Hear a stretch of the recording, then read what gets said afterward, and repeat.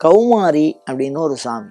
இந்த சாமியை வணங்குறதுனால என்ன பிரயோஜனம் அப்படின்னு கேட்டால், அதனுடைய அடையாளம் என்ன அப்படின்னா, முருகப்பெருமான் எப்படி தோற்றத்தில் இருக்கிறாரோ அவருடைய ஆயுதம் என்னவாக இருக்கிறதோ அதே ஆயுதத்தை தாங்கி இருப்பார். அந்த அம்மனுக்கு முருகனுக்கு உகந்த கிருத்திகை, இல்லைன்னா விசாக நட்சத்திரம், இல்லைன்னா சஷ்டி, இல்லை பௌர்ணமி, சித்ரா பௌர்ணமி, அந்த மாதிரி தினங்கள்ல இந்த கௌமாரி எப்படி தனிச்சு எண்ணெய் பால் அபிஷேகம் பண்ணி முருகனுக்கு உகந்த அந்த தேன், தினை மாவு அதெல்லாம் நைவேத்தியம் பண்ணி நம்ம வழிபாடு பண்ணினோம் அப்படின்னு சொன்னா ஆற்றல் ஒரு மனிதருக்கு கிடைக்கும். நிறைய இடங்கள்ல குழந்தை சோம்பேறியாவே இருக்கும், உட்காந்து ஒரு வேலையும் செய்ய மாட்டான், அப்படியே உட்காந்துட்டே இருப்பான்.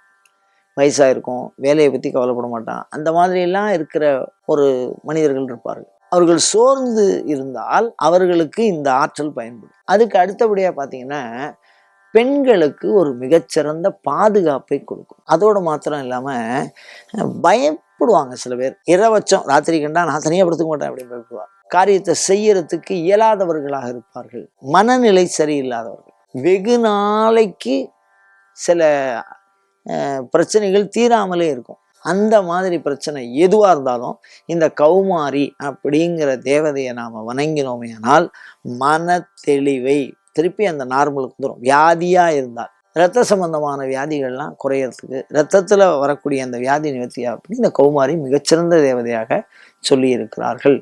இவரை வழங்குறதுங்கிறது ரொம்ப ஒரு பெரிய ஒரு முயற்சி அதெல்லாம் ஒன்றும் இல்லை. ஏன்னா அம்பாள் கருணையே வடிவானவன். இந்த தேன், தினை மாவு அதை வச்சு வழிபாடு பண்ணினாலே போதும்.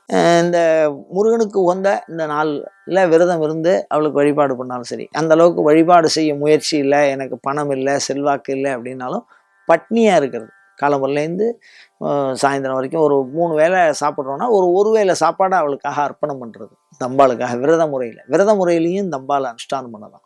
அப்படி அனுஷ்டானம் பண்ணினால் இந்த கௌமாரி தேவியானவள் ஒரு புத்துணர்ச்சியை, ஒரு பாதுகாப்பை, ஒரு உந்து உணர்வை, ஒரு பெரிய தடையை நீக்க வல்லவளாக இருக்கிறாள்.